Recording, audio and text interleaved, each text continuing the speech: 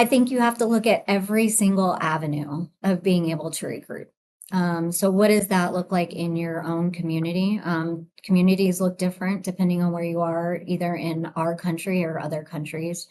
Um, and so, partnerships with not only universities within your community, but even starting early. Like, what does it look like for middle school or even elementary school for that matter?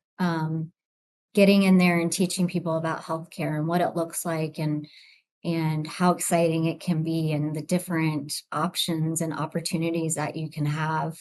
Um, Providing scholarships, loan forgiveness, tuition reimbursement, whatever that looks like, so that you can create those relationships early and then continue them as the higher education comes along.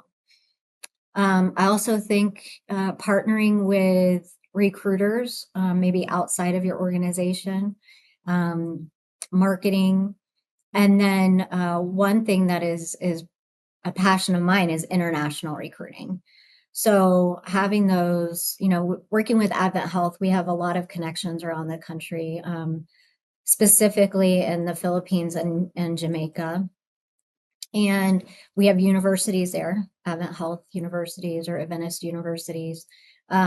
And so partnering with those universities and partnering with those communities so that, that they are able to produce an abundance of nurses that potentially are not going to be able to be employed in their home country. And so it's not that we're going into other countries and depleting their workforce of nursing, but saying, hey, you have an abundance of nurses here and you have great education and we know the skills that you have, your mission and vision in life. And so how do we partner with bringing you to the United States and working with the communities that we have here?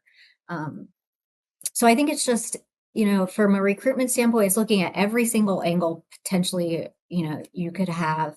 As far as retention,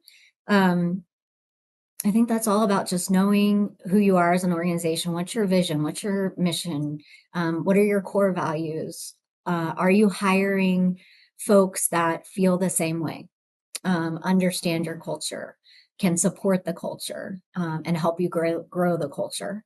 And then, do you know your team members as leaders, as coworkers? What keeps their fire alive each day? How do you support them from a professional development standpoint?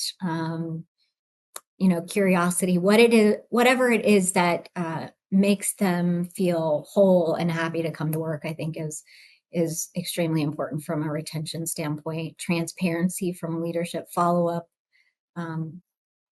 Those are definitely, in my opinion, the key things to do from a retention standpoint.